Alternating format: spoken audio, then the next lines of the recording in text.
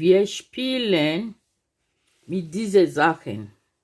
Das Snacktier, die Puppe, der Puppewagen, die Spielzeugkutsche, der Stapelturm,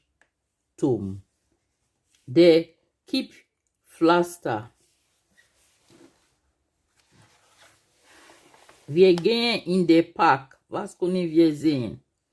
Das Eichhörnchen, die Kastanie, der Baum, die Ente, der Löwenzahn,